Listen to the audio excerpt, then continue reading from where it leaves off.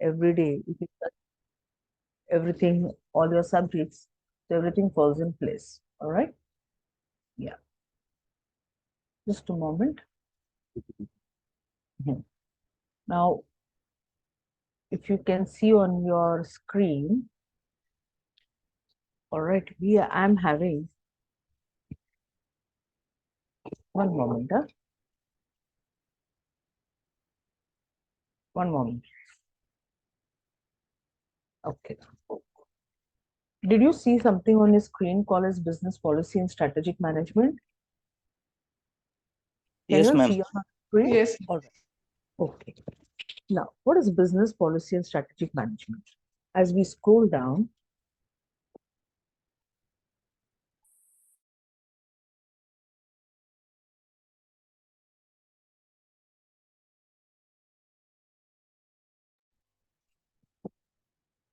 yeah.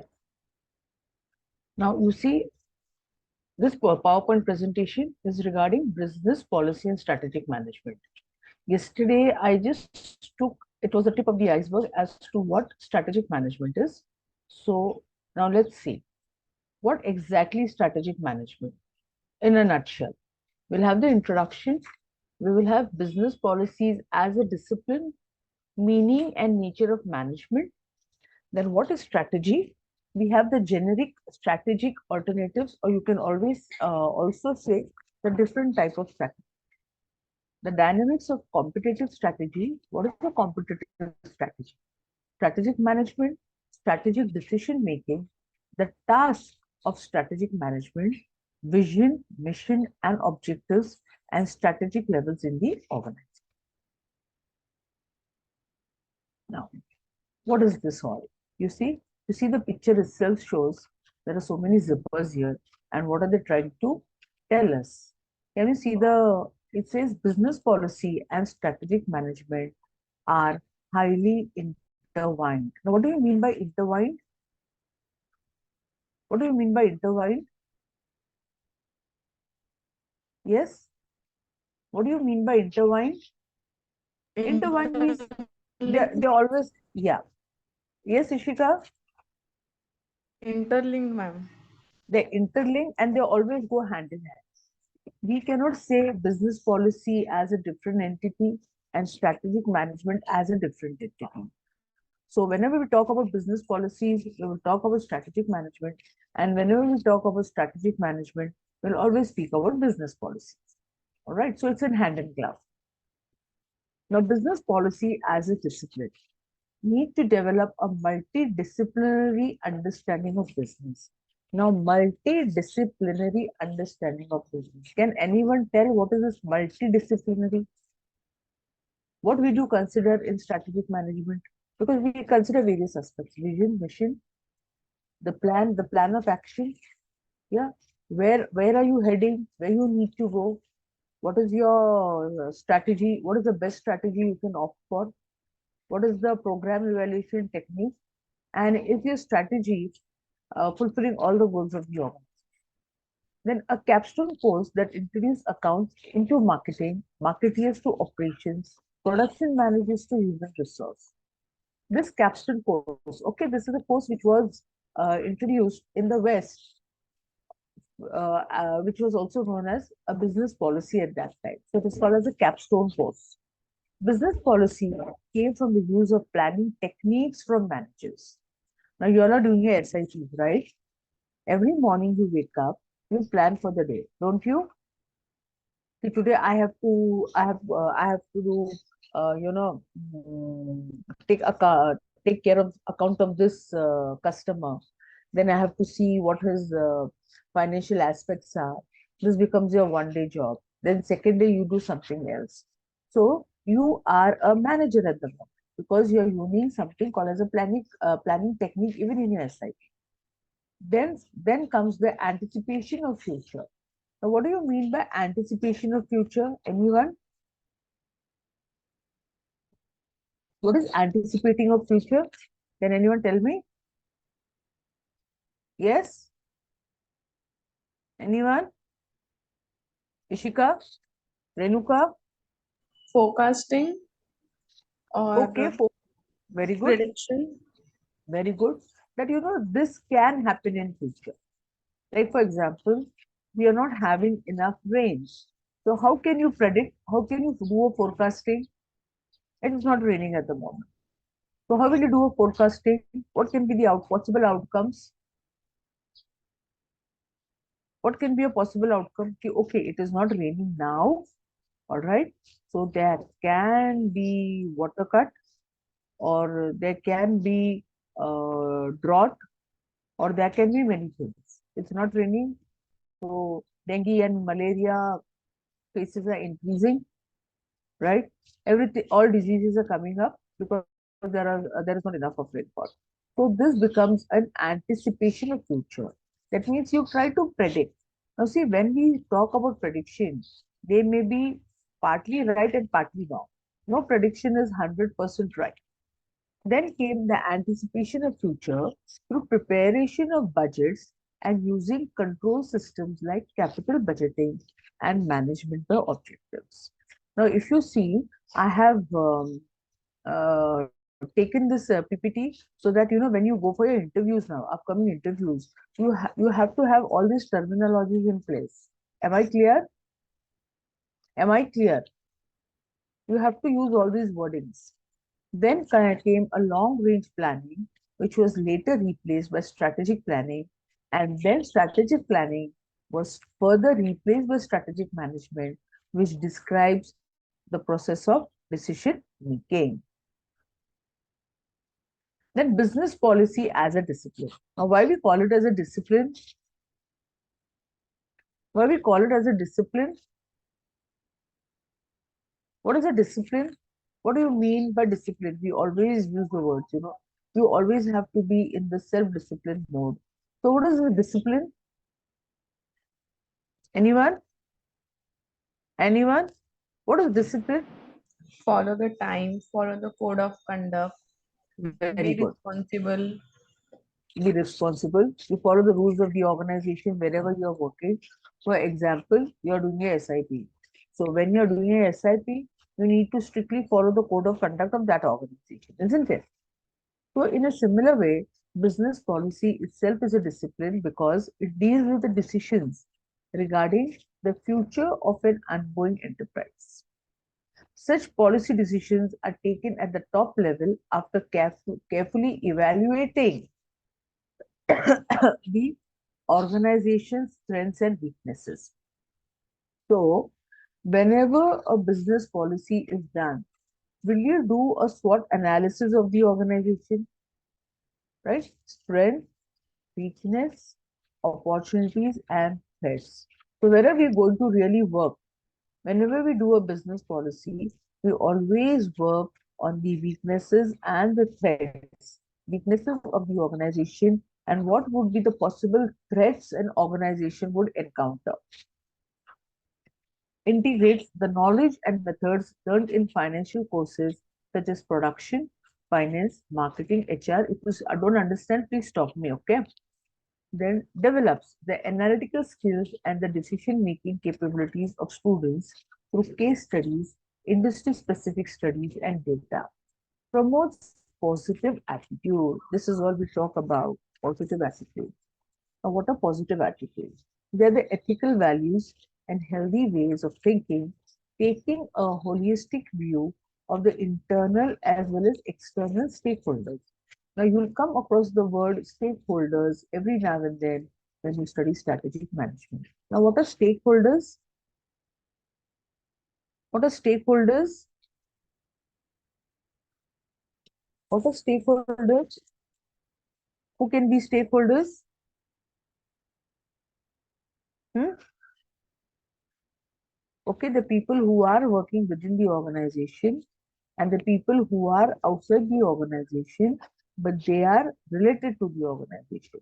For example, suppose if one of you all are doing some business, you have your internal staff to take care of the business, and then you have the customers who are coming to your shop.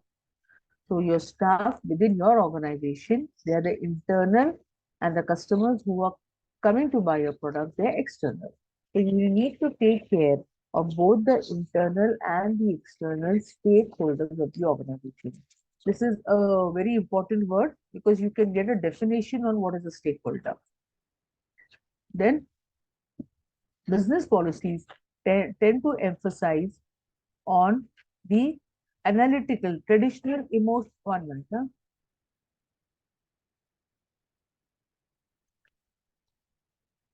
On the traditional and analytical aspect of strategic management. Now, what do we feel? Behind any great service exist great professionals who value quality, originality, and positive thinking. So, the word positive thinking has been repeated twice in a PowerPoint presentation. So, your positive attitude, your positive beliefs, you putting yourself into the self-discipline mode when you're in any organization, taking care of the internal and external stakeholders. Because see, your external stakeholders is going to do your branding. So you need to take care of that. Then the term management can be used in two major contexts. Management is a key group responsible for integrating resources. Now just see what type of resources are 4 M's and mobilizing diverse resources, increasing productivity, facilitate organizational change, adaptation, resolution of conflicts. Besides, the success of organization depends on competence. Now, what is the meaning of competence? Any idea? What is competence? We always say competency mapping. And what are your core competencies? Can you tell me? Anyone? Who is there? Rohan is there. Rohit is there. Ishika is there. Renuka is Yes, there. ma'am. Competencies means caliber, capacity, ability. Okay, okay. Now, Ishika, what is your specialization? Finance. Finance. All right. Now you're doing your SIP in finance because that is your domain you have selected, right? So your Yes. competency, whatever qualities you have, they are fitting into the finance domain. If Ishika finishes her finance and she gets a good placement, she's working in a manager's capacity, say in XYZ bank. All right. So your competency mapping is done according to your domain.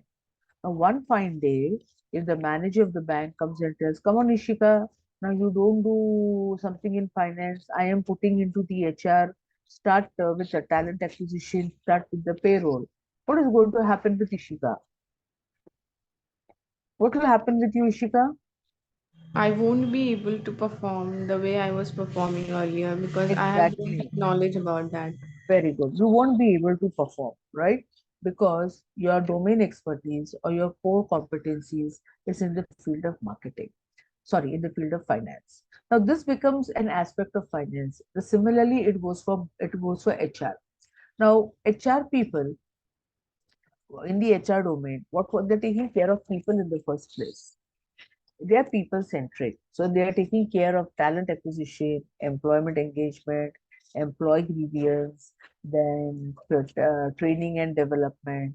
And all of a sudden, if my manager comes and tells me, "Oh no, now you please read the profit and loss statements and tell me how much profit our company is earned," will I be in the functionality to do that? No, I will not because I've never done that. That has never been my competency. My core competency shows a different domain. All right. So organization depends upon competency. And in any organization, when we do a competency mapping, what happens? We place the right person in the right place. Now, what happens? A right person goes in the right place. First thing, it does not become a misfit. The person in that place knows his jobs, he knows his functionality, all right, and he becomes a quick learner if he has to learn new things in his domain. Okay, like we cannot ask a fish to climb a tree. Can a fish climb a tree? However good the fish is in water, will he have the same capacity and the capability to climb a tree? Can a fish climb a tree? No. He cannot, no, because he's not meant to climb it.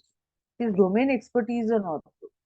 So interrelated functions, organizational processes, design of organizational structure, determination of goals, acquisitions and allocation of resources, installation of control and communication system depends on management. Now, control and communication systems. Now, what type of communication systems an organization can have? See, in the olden days, we never had the internet. Technology was not at par as what you students know technology as for today. We had, everything entering in the book. We had the timekeeping systems. We had the leisure. We had voucher systems of giving payments. Okay, this was the mode of communication. If I have to tell something, I'm talking in the world context, I need to come down and speak to my colleague. We did not have an intercom system those days. All right. But now what has happened? Communication system has become very enhanced. We are all have become tech savvy. So if the internet is not working, if something is wrong with the cable, you always have a standby. So installation of the control and communication system depends on the management. Now, see something I have written in italics there. Management is influence process to make things happen.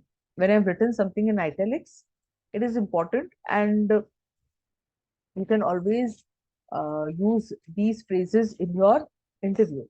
Management is influence process to make things happen. Influence is backed by power, competence, knowledge, and resources. Influence is not unilateral but multilateral. Now, influence is not unilateral but multilateral means what? Means what? Yes, others, only Ishika is answering. Please unmute yourself and take part. Let's make it as an interactive session. Yeah, influence is not unilateral but multilateral. Can anyone explain this? Uni means one, multi means many. Can anyone apart from Ishika explain this? Renuka, Renuka is there? Renuka, are you there? Yes, ma'am. Why you're not answering, Renuka? What is unilateral and multilateral? Yes. What is unilateral and multilateral? Yes. Can anyone answer? Yes, no, maybe, may not. Influence is not unilateral but multilateral. Now, what happens, in an organization, some people are really multitasking. They can fulfill their roles and responsibilities very well. Now, for example, if I have a student in the college and I see the student always in the college, whenever I go to the library, the student is reading the books. The student is taking part in the cultural events of the college. The student is trying to represent college in various activities. The student is a go-getter, scoring well in the examinations. All the assignments and all assigned to the student is done on time. So he becomes a multilateral person. So all the activities which are assigned to him or her has been completed with utmost precision in the given time. So you will learn this as you walk into the corporate, all these things you will learn. Then management in all business and the human organization activity is simply the act of getting people together to accomplish desired goals and objectives. Now, here, desired goals and objectives, these are not meant for a single entity in the organization. When we talk about desired goals and objectives, this is the goal congruence. These are the objectives of the management. Management comprises of planning, organizing, staffing, leading, or directing, facilitating, and controlling or manipulating an organization or effort for the purpose of accomplishing a goal. Now, what can be the goals? As I told you, strategic planning, or it takes for nearly 5 to 10 years. So you need to have all these goals in hand.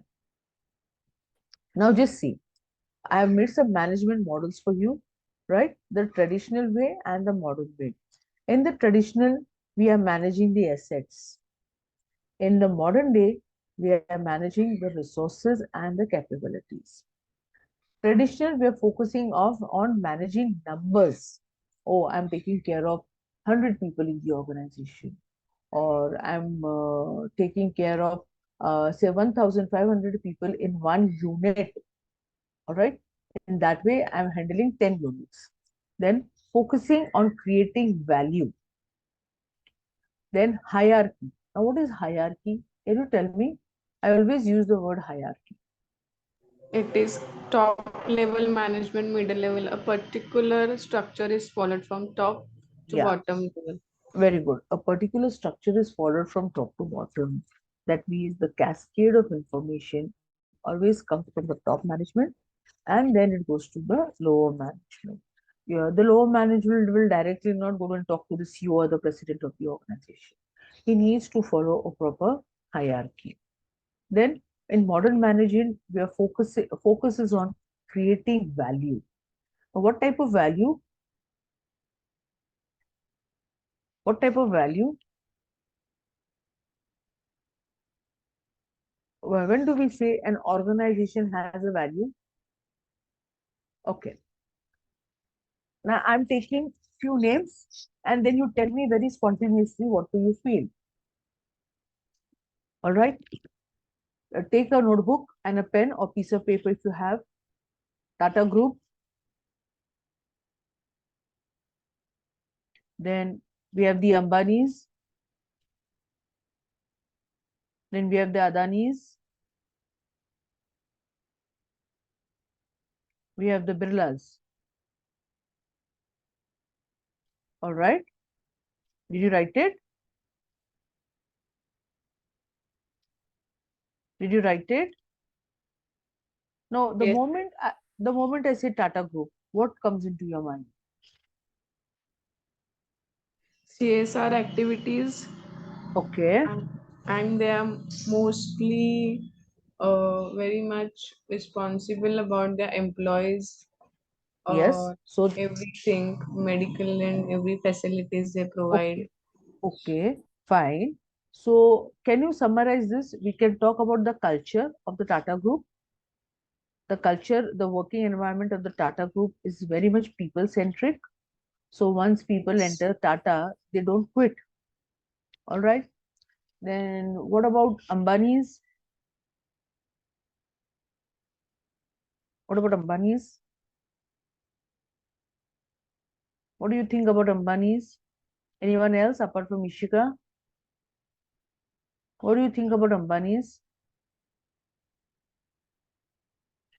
See, these people have created their values. All right. They are they have created a value in terms of the organization culture, in terms of their people-centric policies, in terms of their employment engagement, in terms of their reward and resolution for the employees, right? So they have created a value. They have created a brand. Even if we tell a small kid about Reliance, yes, he will know something. If we tell about Tata, he will know something. That is creating a brand. That is creating a value. Then we believe in the modern context, we believe more in the networking. We believe more in networking. Now, if you see the traditional, dependent parts, initially what you say, unit of the organization is dependent on the other unit of organization. Like, Arey, if you don't send me the ledger, I won't be able to do the entry. It was like that. Now, everybody is having a system to work, everything is shared on the system. So you don't have to leave your desk and go to the other department to ask for any ledgers or something. So it is independent parts. Traditional, they were more reactive. Means, reactive in the sense you have a situation, instead of finding the solution, you start becoming more reactive. You become judgmental and you start putting your opinion. Now it is responsive. So a situation always needs a response, and how you respond matters the most. In case of being reactive, it always leaves a dead end. It leaves no room for any compromise. It leaves no room for understanding. Then we have in tradition command and control. command and control. Oh, there are 10 employees and I am the assistant manager. I am going to control them and they have to do whatever I am telling them to do. But in case of modern, it is empowered by employees, right? So the employee opinion plays a very, very important role. Then in traditional, we are always blaming the culture. No, how we are blaming the culture. Oh no, that department is doing very well. Our department is suffering. That department has got two landlines. See, I'm talking about the traditional. That's why I'm using the word landlines. All right. That department has got two landlines. That department has got three typewriters. We have got only one typewriter. Yes. ये भांग और गाजर किसका प्रसाद? भगवान का ही प्रसाद है, शिव जी का। किसने बोला? पता नहीं, कहीं सुना होगा। Who is this? Who is this? Who is this talking? Then we are blaming the culture. इतना ज्यादा लीन होते हैं, उनको इन सब चीजें सेवन की जरूरत पड़ेगी। All right. Then encouraging radical ideas. Now, what do you mean by encouraging radical ideas? वो सबको Who is disturbing?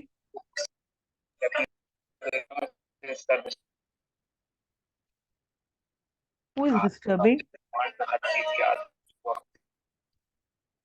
Who is disturbing?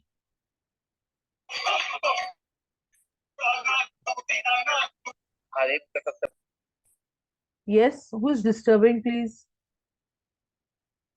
Who is talking on the other side? Please request the person not to talk loudly. Then, encouraging radical ideas. Every person in the organization may come up with some good ideas, but you need to work on the ideas. If the ideas are suiting our vision and mission, then the company takes ahead. Then we have a risk averse. In the traditional, people used to avoid taking risk, and in the modern context, we are risk bearers. We take the risk. Then now the exact thing begins.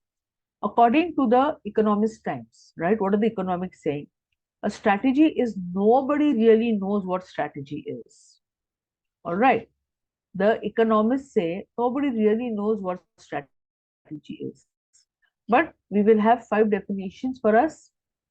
Strategy as a consciously and purposefully developed plan, a ploy to outmaneuver a competitor. A ploy means a plan to how are we going to compete with the competitor. Then a pattern in a stream of actions, whether intended or not. A position defined either with respect to a competitor in the context of a number of competitors or with respect to the markets, and as a perspective that a certain mindset of how to perceive the world. This is very important for you people, right? Again, see, we have put certain words like mindset, how you are going to perceive the world. After you finish with your MBA and you go into the corporate market, how are you going to face the corporate market? So you should have some planning at your level. How are you going to perceive the world? Then strategy is a lot like sailing. Did you see this picture here? Yes, ma'am. See how you are maneuvering the boat. It's very important. So in the corporate world, you're going to maneuver your own self. Nobody is going to be with you. Not the teachers, not the facilitators, nobody. Second is sailing. Now you are sailing. What do we need to? Place to go to our goal. Now see, we are sailing and we have to go to this island here. So what direction are you going to take? How are you going to go? That is very important. Then second is, now let's see, all right? See, we have done some strategy elements for a sailing race. It's not selling, it is sailing. Place to go, goal. Sailing plan, navigation, charts, timetable, it is a plan. Boat, supplies, money, food. It's a simple example. Food, information, they are your resources. Your captain, your decision maker is your leadership. Then your procedures and measurements, like, oh, how much is the wind velocity? Are we going to have high tides? Is it going to rain? So these procedures and measurements are going to be your systems. Your people, your skills, your experience is going to be your staff or your skill sets. Your decision, your task is going to be a structure. Like if I take decision, what will be the possible outcomes? If I do this task, what will be the possible outcomes? And norms and cultures will be your core values. Have you followed this example? I made it, try to make it quite simple. All right? Yes, ma'am. Yeah. Now just see, I put it in a graphical thing. Sailing race. Have designed our strategy. We set sail, and what happens? Now see here how we are going. See, we started. All right. Now there are two things. You see up. I'm going in a straight line and I'm finishing. All right. And in the second board, it is starting, it is going up, it is coming down, again it is going up, again it is coming down, it is going up, and it is finished. So if you see the two sailing boats, how they are sailing, one is going in a straight line. Yeah. One is trying to go up, down, up, down, up, down, and trying to finish it. So which path are you going to follow depends upon how you think.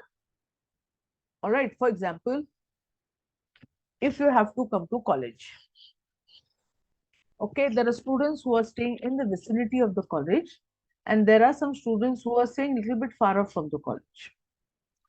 Now, those students who are staying nearby college, we have got how many gates? One is on the right hand side, one is on the left hand side. If you have to come from the right hand side gate, it hardly takes 2 or 3 minutes. Am I right? Am I right? Yes, ma'am. It takes hardly 2 3 minutes, na? Okay. But suppose you say in the morning, I don't know, like before I reach to college, I need to do some domestic chores. So while going, I will just pick up my books. I'll pick up my clothes from the laundry. I will have some breakfast and then I will go to college. So doing all this, you come from the gate which is on the left hand side. So when you start to finish, you decide your route. How are you going to go and what is going to be the time required? Okay. So you have to set your sail in the morning. How are you going to sail? And how much time it is going to require? And do you meet the deadlines? That means, do you reach the college at 10 before you begin 5 minutes before you begin your lecture? Then deviation from the Greek word. Yesterday we just highlighted this. Derivation from the Greek word strategos, a journal or a to plan the destruction of one's enemies through effective use of resources. Now, this definition was a Greek definition. That's why I asked you yesterday, the word strategy is a Latin word or a Greek word. It is a long-range blueprint of an organization, desired image, direction, and destination, what it wants to be, what it wants to do, and where it wants to go. What it wants to be, what it wants to do, and where it wants to go. So vision, mission, and your plan of action. The decisions and the actions that determine the long run performance. Now, why long run performance? Because any strategy we plan, it ranges from 5 to 10 years. Now, just see, intended strategy, it is a plan for action. Emergent strategy, it is the process. And realized strategy is the outcome.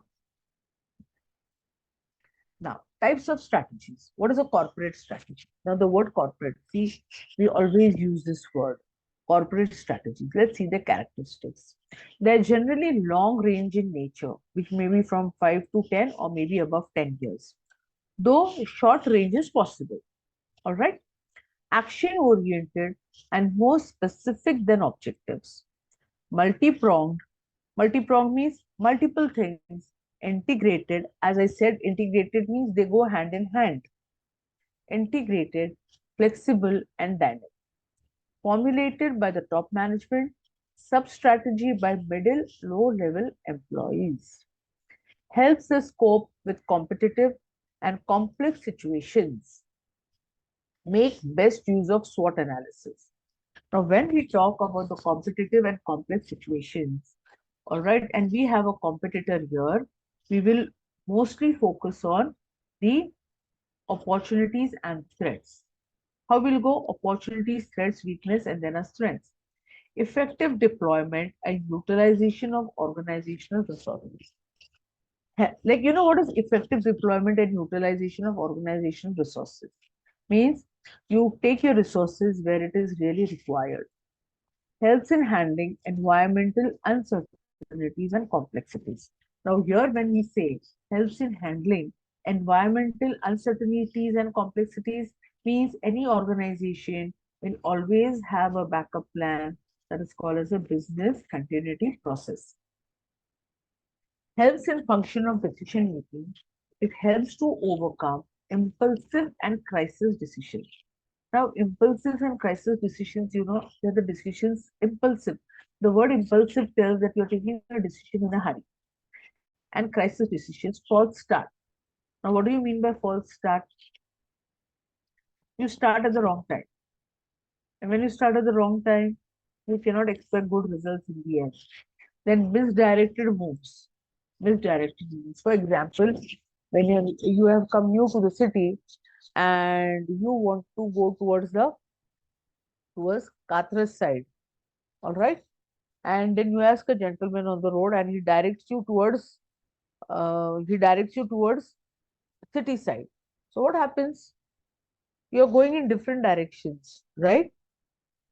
You are following a different route. So you will reach your destination, but you will take lots of time to reach your destination and you will have your resources wasted.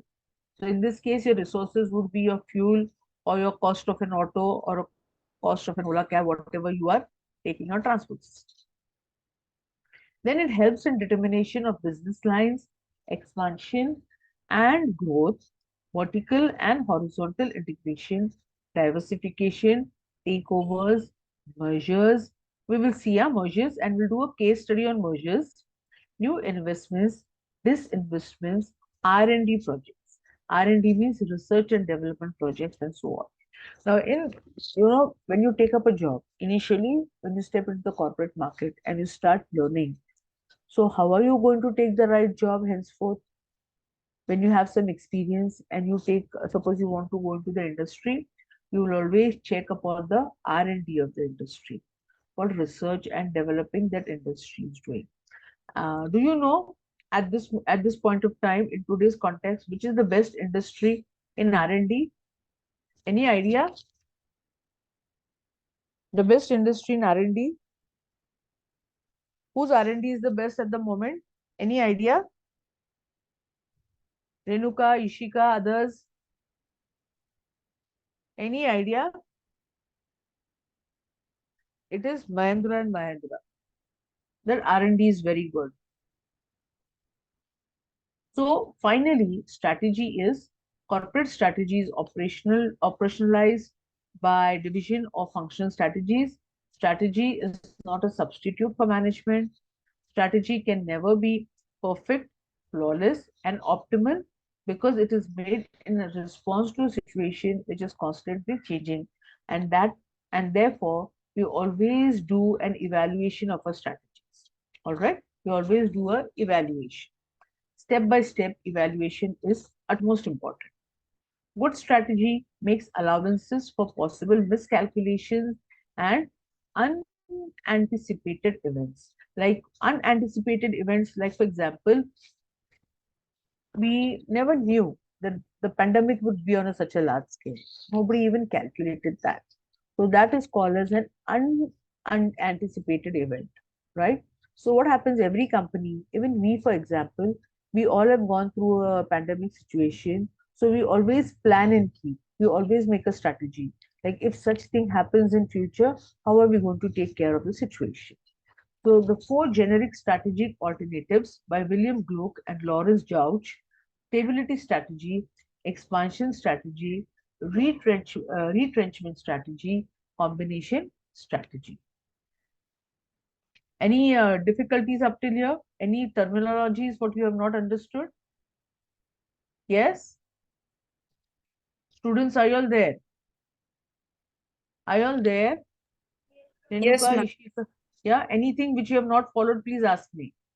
Even now, if you feel that you have followed everything, but once you open the book, I'm sitting there in the placement cell. Please come and ask and clear your doubts there and there. Don't wait till the examinations. All right? All right, ma'am. Yeah. And stability strategies.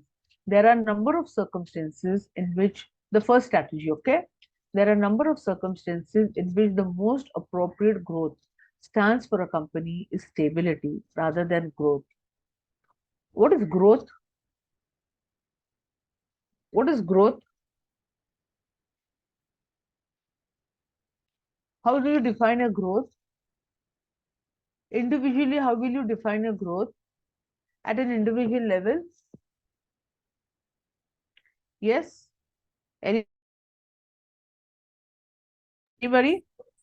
Achieving Yeah, all the targets and achieving all the okay. targets and goals as per our plan. Okay. Who is this? May I know your name? Shantanu. Shantanu. Hey, Shantanu. Welcome. Okay, Shantanu, good. And anything else, Shantanu, apart from this? You are learning a new thing every day. You are learning a new skill set every day. Can we define this as a growth also? Yes, ma'am. Yes. So this is an individual growth, right? A company will grow when the production increases, when the turnover increases. We can rate the growth of a company in that way. Often this may be used for a relatively short period, after which further growth is planned. Pause and then proceed. Pause means what? You check your strategy, you evaluate your strategies at every step, and then you go ahead. Pause and then proceed. This stability strategy alternative, essentially a timeout, may be appropriate in either two of situations. The need for an opportunity to rest, digest, and consolidate after growth, or some turbulent events. Like turbulent events means what? Again, I repeat. We had the pandemic, it was a turbulent event. So the companies also need to do some radical tests, switch on the reset button, plan some new strategies, and continue ahead. So after the pandemic, before the growth strategy came, the companies had to settle all these turbulent events and then go for a new beginning. Or an uncertain or hostile environment in which it is prudent to stay in a holding pattern. Now, what do you mean by holding pattern? I remember Honorable Ratan Tata saying a statement during the pandemic. During the pandemic, no company should take care of the profits. They should take care of the lives. Life was important at that time. So profits, a company grows, profits, profit and loss, these things go on happening. But in pandemic, the Tata Group went to a holding pattern where they gave more emphasis to people than the growth of the company. Until there is a change in or more clarity about the future in the environment, then no change. This alternative could be a cop out representing indecision or timidity in making a choice for a small business in a small town. Now, a small business in a small town, if you're having, for example, in a small business in a small town, there are very few competitors then compared to a tier one and a tier two city, right? If you go to your village and you start a small shop, maybe you are the alone person having a shop in your village, all right? Or there may be one more shop in the village, this is quite far. So under these cases, like there's only one person handling everything. So he will say, okay, I always be in the holding pattern. I'm happy with what my business is going.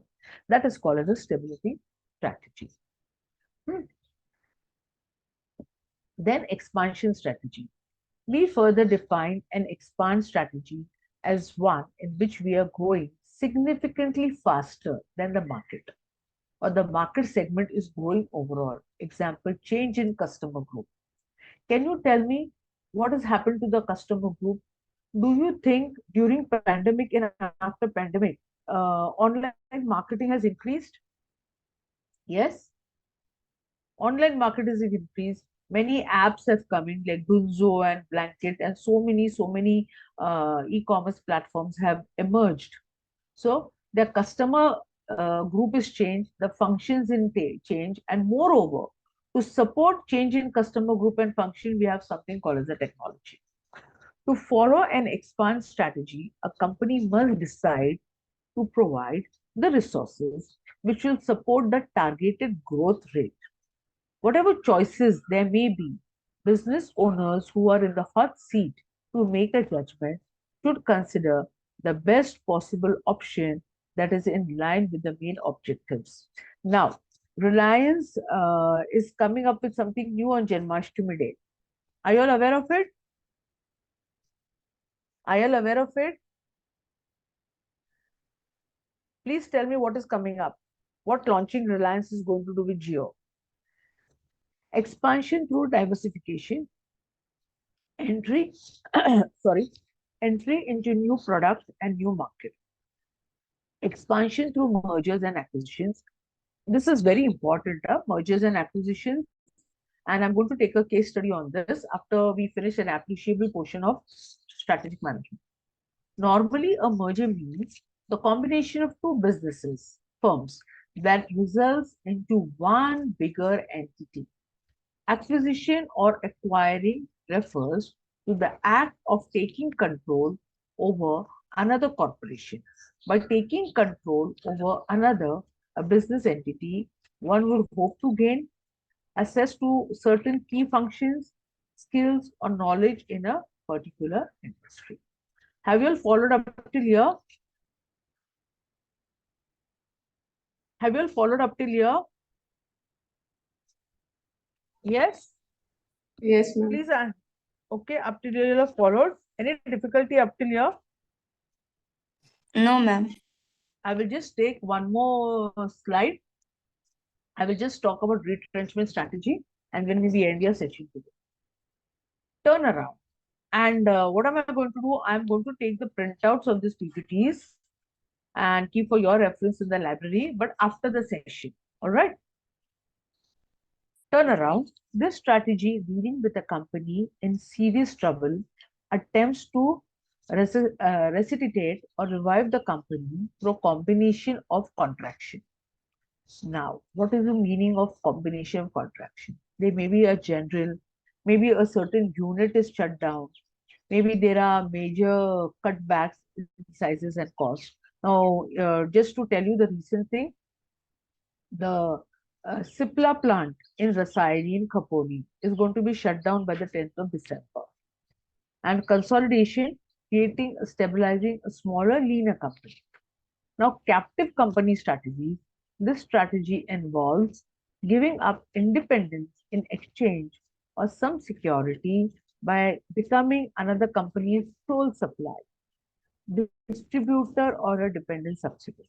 For example, yesterday I was telling your juniors that after the Chandrayaan-3 mission, some of the companies had a rise in their share market, like whichever companies helped in making of the Chandrayaan. Like it was one of them was Walchan Group, the second was Hindustan Aeronautics Limited, third one was Bharat Heavy Electronics Limited. So what happened is their the share market went up. The share market went up. Sell out. If a company in a weak position is unable or unlikely to succeed with the turnaround or captive company strategy, it has few choices other than to try to find a buyer or sell itself or divest, or if a part of diversified corporation, sell out. I will come out with these examples in the next session. Then liquidation. When a company has been unsuccessful in or has none of the previous three strategic alternatives available, the only remaining alternative, see if the strategy is not in place or if the strategies of the companies are not working, the vision, mission, goals are not achieved, then the company has only one alternative, that is liquidation, which involves in a bankruptcy. All right. Up till here, you are clear? Up till here, is everyone clear? Yes, ma'am. Okay, now I'll stop my session here. In case if you have any difficulty, you will contact me to the placement cell. Yes? Yes, ma'am. Okay? Chalo. Thank you. Thank you. Have a nice day. Bye. Thank you. Thank you, ma'am. Bye-bye. Bye.